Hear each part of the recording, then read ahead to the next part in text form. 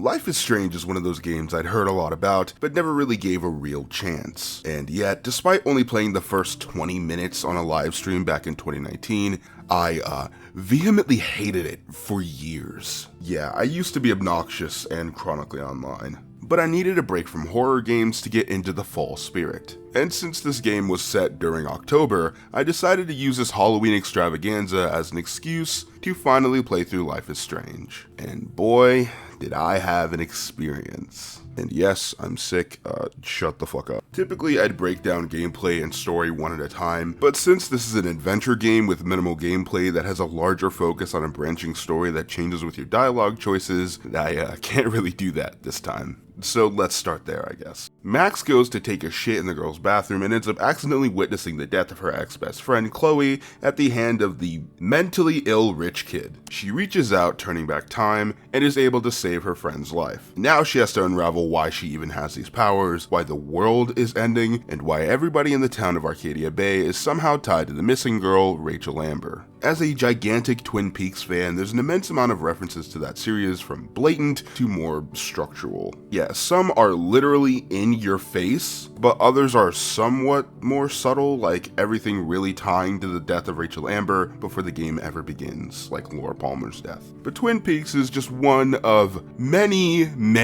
influences for this game. It's not really going for a horror, thriller, comedy.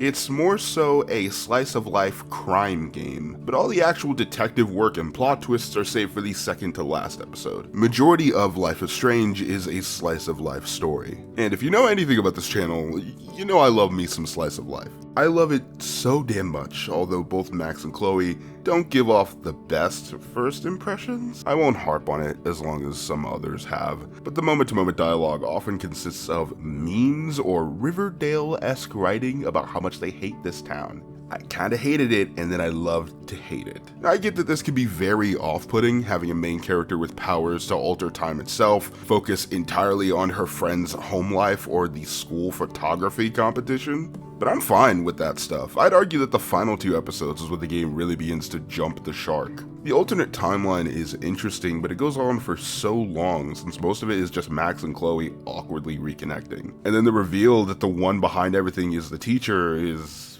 complicated. Some think that it's exploitative or cheap and a needlessly dark twist. And while I do agree that it's a major tone jump and some of the more sexual violence didn't really need to be there, and my heart goes out to Derek Phillips for putting his old pussy into voice acting of Mark Jefferson, but the dialogue they give him to say is just screaming the game trying too hard to make him erratic and crazy. However, I'd argue that the game excusing David's physical abuse and weird behavior as being overprotective, or Nathan as just being somebody who was used and abused and kills 2 women, is a little more yikes. Like, yeah, people are complicated, but we're gonna talk later in the video about how the game kind of really wants to make you feel a certain way, and it's just a little weird. While I'm not the biggest fan of his character overall, the teacher twist does tap into something that both Twin Peaks and Erased did, where the disturbing part isn't the reveal itself, since there isn't many other culprits that would make all this make much sense, but the denial in that this person is in a position of power that's supposed to be reliable, or at the very least,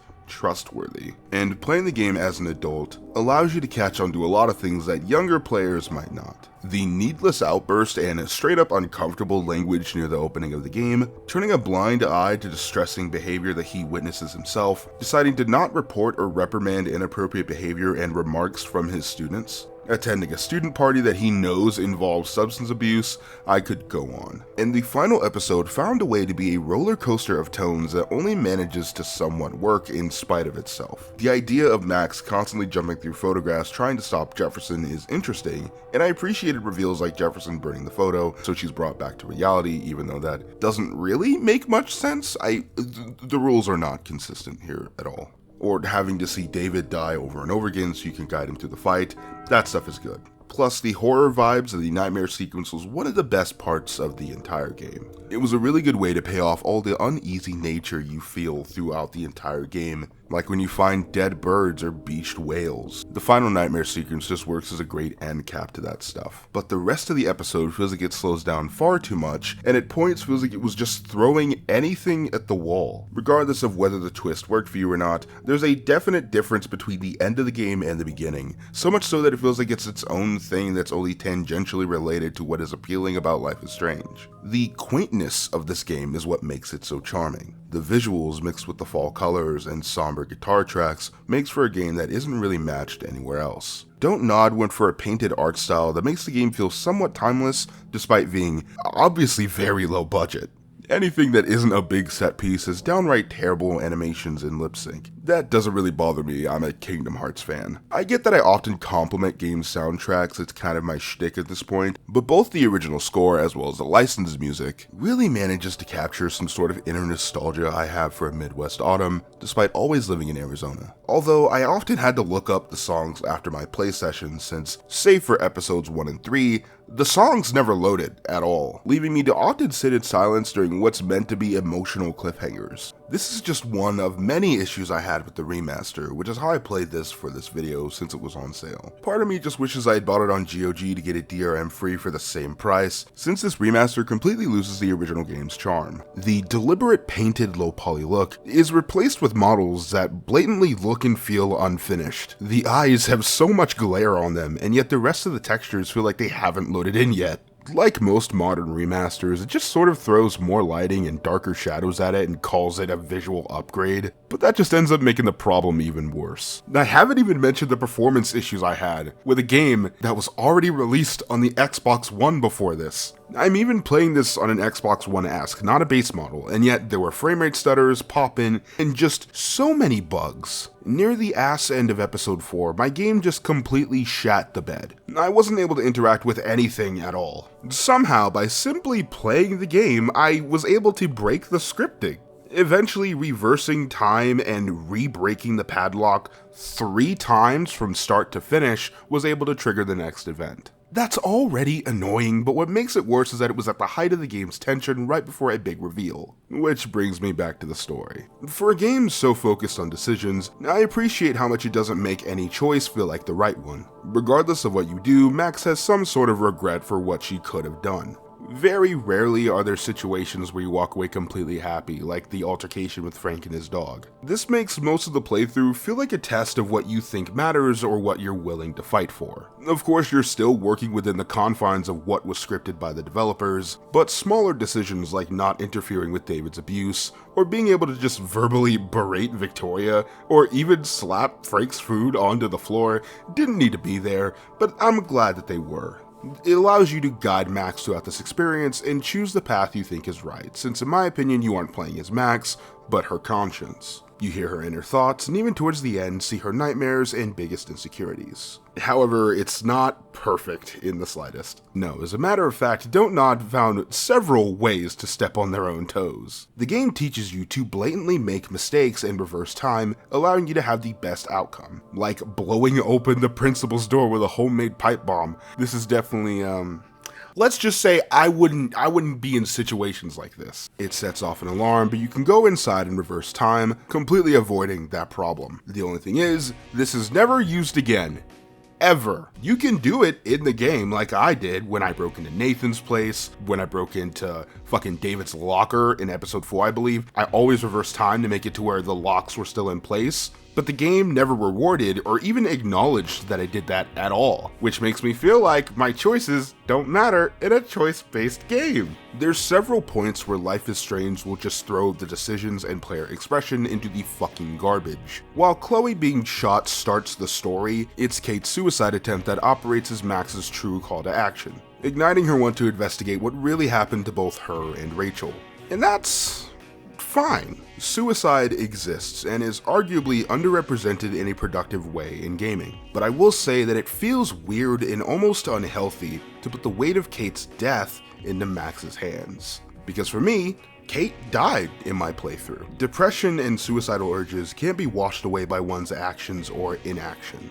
They could be subdued with a good support system or made more severe by the lack of one. And Kate had a completely tragic life, from emotional abuse and religious trauma to being drugged and abused by the main villain, as well as being bullied by literally every other member of the student body save for the main cast, to the point where she can't even brush her teeth in peace. So treating Max as her savior, as somebody who can save Kate and should feel responsible for not being there, feels icky. It's difficult to put into words. It reminds me a lot of 13 Reasons Why and its oversimplification and straight up glamorization of suicide that I've come to just despise over the past few years of my life. While simultaneously looking back on it as a piece of media I felt understood me when it released, I was a teenager after all. I was the target demographic, and maybe that's how other people who have struggled with mental illness felt when playing this moment. Every other video or post I've seen blatantly praises Kate Marsh's part in this story. And while I think she is just a sweetheart who deserves better, I don't like this. I think that putting the weight of mental illness and social isolation into the hands of a teenager to save Kate's life feels a bit weird and unfair, since the only good person in Kate's life outside of Blackwell is her dad, who never shows up in the game. Even the people who pity her in passing don't do shit. You can only save her if you care more. If only you gained enough care points to prevent a girl from fucking killing herself. It feels gross. It's even weirder that the link on the bathroom mirror was a real link that led to Kate's video that's marked remove, since Victoria canonically takes it down after her suicide or suicide attempt. And while yes, it's an interesting form of world building, it's also a little weird. Like, I get it. I get that this doesn't exist, but it's still, as a story, it feels odd. But we haven't even gotten to the most contentious part of this whole story. If you've played it, you know. I think this game's endings are kind of a litmus test about what matters more to you. A well-told story, or shipping? This is not an argument I want to get into, but I have to. I'm too deep in now. From about halfway through the game to the very end, the story clearly feels like it's really trying to steer the player towards romancing Chloe, which in my opinion is solely done so the ending choice looks less dumb. The thing is that whether or not the ending of Life is Strange works for you at all is entirely contingent on your opinion of Chloe, as well as her friendship or relationship with Max. And I don't really like Chloe. I didn't want this video to be an anti-Chloe hate train, since I think that character has gotten more than enough focus over this game's existence, but I can't realistically talk about the ending without giving her some sort of spotlight, so I'll try to keep it short. Shout out to Ashley Birch, whose impeccable performance was able to make me care somewhat for this character, but despite giving Chloe every single chance in the fucking book, it almost felt like the writers didn't want me to like her. Chloe is clearly meant to be a destructive person who was dealt a bad hand, and as a result, has a lot of things to deal with, from an overbearing to possibly physically abusive stepfather, to struggles with addiction, abandonment issues, as well as being by Nathan, but she often uses her difficult life as an excuse for some blatantly entitled to straight up moronic behavior. Chloe will be manipulative, praising Max for doing something only to turn around and blame her for the outcome to a predicament that Chloe got herself into. I worded that so vague because that's half of her fucking screen time. Need I mention the time that she tried to steal from the disabled fund to pay back her drug dealer who she owes and gets mad at you if you don't let her? Or all the times that Chloe is insanely unsafe with her gun? Or blaming Max for not keeping in touch with her after she moved away 5 years ago, which canonically was 2008. I don't know about you, but in the 2000s when I moved away, you didn't exist anymore. This comment perfectly encapsulates what kind of character Chloe is, and yet she's embraced by a lot of the game's fan base. And I just don't see it at all. So much so that I was kind of agreeing with the vindictive Max near the end of the game before the final decision.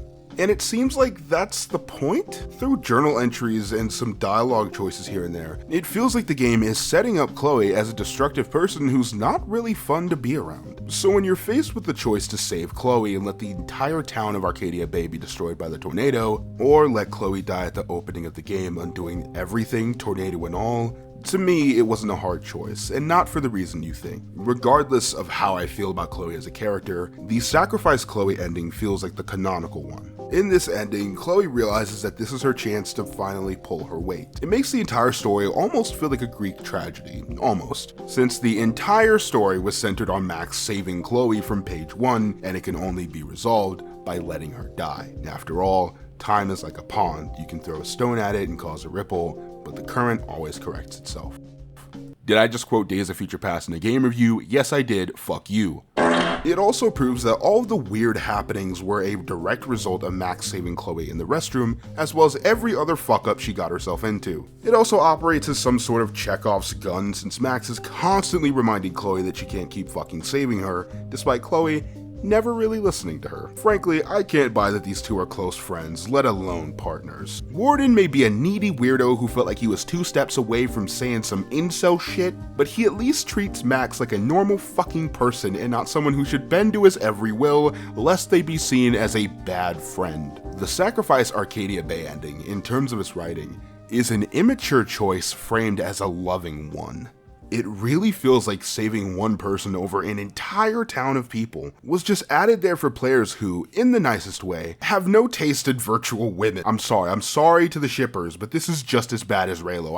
I fucking can't. Life is Strange is a classic case of a game where the sum is greater than its parts. Stripped down and dissected, it's an okay story with a weak third act, stiff gameplay with downright broken bugs, unfinished and muddy visuals for the remaster at least, and dialogue that's full of dated memes and spirits within references. I want to be mad, but I own a copy on Blu-ray, so I can't really be a hypocrite like that. As someone who is not fun to watch movies with at fucking all, this was an interesting experience for me as a game reviewer. I'm a guy who takes notes on stuff as I play or watch it. Again, not fun, but I actively tried to not do that this time, at least not as much. So when you're playing the game, not constantly trying to parse for problems, there's a vibe that really begins to overwhelm you. Certain scenes and themes even spoke to me, both the younger version of me that was too bullheaded to give this a chance, and the me sitting here now who did. The never-ending self-doubt Max has about whether or not she's just appealing to what people want, or her fear to get out there and try things, or Chloe's struggles with her home life and treating that as a ticket to fuck off the rest of her existence. Yes, there's lots of stuff about this game that ranges from broken to not very cash money at all, and I, like most reviewers or essayists, agree that it's a very hard game to suggest to other people, but that's okay. Throughout my time with the game, I constantly thought back to my first playthrough of episode 1 in 2019, and I realized that it's okay to like things that aren't great. I like clunky and average or mediocre games, but this is an entirely different beast. But regardless of what adjective you want to ascribe to a game, you still liked it. Hating stuff ironically or unironically can be fun, especially when you're younger, and I'd be lying if I said that making negative videos still didn't offer some sort of joy or catharsis. But the same goes for works that, despite all sort of logic, managed to take you on a journey that you enjoyed. So I like Life is Strange, not in spite of everything, but because of it. Both the good, the bad, and the weird. Don't forget to share this to the Am I the Asshole subreddit.